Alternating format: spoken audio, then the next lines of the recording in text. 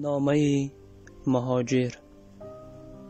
آه مادر، آه مادر، در فراقت سینه‌ام چاک می شود. دل ز درد تلخ هجرت لخت و غمناک می شود.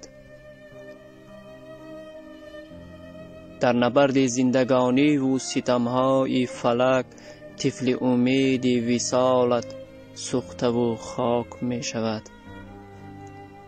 آه مادر، آه مادر، بازویم سنگین ز شیرت گشته است. راه من رفشن ز آفتاب ضمیرت گشته است. وای قسمت مانده دور از تو مسافرم کنون. چشم زارم تشنه دستان پیرت گشته است.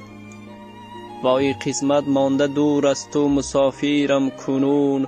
چشم زارم تشنه دستان پیرت گشته است. آه مادر، آه مادر، در غریبی بر عذاب تاب آورم. بر عذاب سخت و رنجی بی حساب تاب آورم. اندر این ملکی عظیم کس برایم خانه نیست.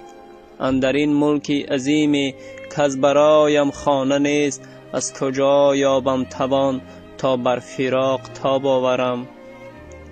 از کجا یابم توان تا بر فراق تاب آورم؟ آه مادر، آه مادر، سینه پرمهر تو بختی من است.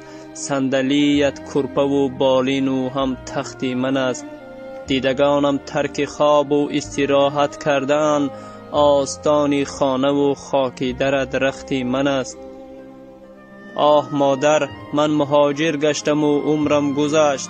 مسکین و بیلانه و پیر گشتم و عمرم گذشت. بهر دریافت حلال نان گندمی مدام بی کس و بی جای مسافر گشتم و عمرم گذشت. آه مادر، کن دعایم تا بگردم سوی تو. تا ببوسم دیدگانی انتظاری روی تو. من نگردم خاک اندر این دیار سرد دور. تا بمیرم گر بمیرم زیر خاکی کوی تو. من نگردم خاک اندر این دیار سرد دور. تا بمیرم گر بمیرم زیر خاکی کوی تو.